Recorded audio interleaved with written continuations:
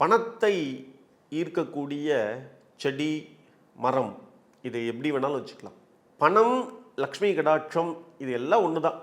இருந்தாலும் ஒரு சில தாவரங்கள் அப்படின்னு எடுத்துக்கும் பொழுது அதற்குன்னு சில தன்மைகள் உண்டு. இந்த பிரபஞ்சத்தினிடம் இருந்து சில ஆற்றலை அதிகமாக பெறக்கூடிய தாவர வகைகள் அப்படிங்கிறது இருக்கிறது.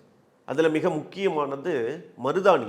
இந்த மருதாணி செடி அப்படிங்கிறது லக்ஷ்மியினுடைய அம்சமாக பார்க்கப்படுகிறது. சுமங்கலி பாக்கியத்தை கொடுக்கக்கூடிய விஷயமாக பார்க்கப்படுகிறது. சுமங்கலி பூஜை, கன்யா பூஜை இது போன்ற பூஜைகளில் பயன்படுத்தக்கூடிய ஒரு பொருளாக பார்க்கப்படுகிறது. சுமங்கலிகளுக்கு இந்த மருதாணியை அரைச்சி வச்சு விடுறதோ இல்லை அது கொடுக்குறதோ, தானமாக கொடுக்குறதோ அதெல்லாம் வச்சுருக்கு.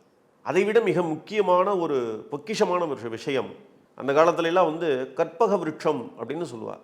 இந்த கற்பக விருட்சம் அப்படின்னா என்ன அப்படின்னா, மாமரம், பலாமரம், நல்ல அத்தி மரம், நல்லத்தி நம்ம சாப்பிட்ற பழம், இந்த மரங்களுக்கு கீழே நின்றுட்டு நம்ம என்ன பிரார்த்தனை பண்ணாலும் சரி, என்ன மந்திரங்கள் சொன்னாலும் சரி, அது உடனடியாக பலிதத்தை கொடுக்கக்கூடியது அப்படின்னு சொல்லக்கூடியது.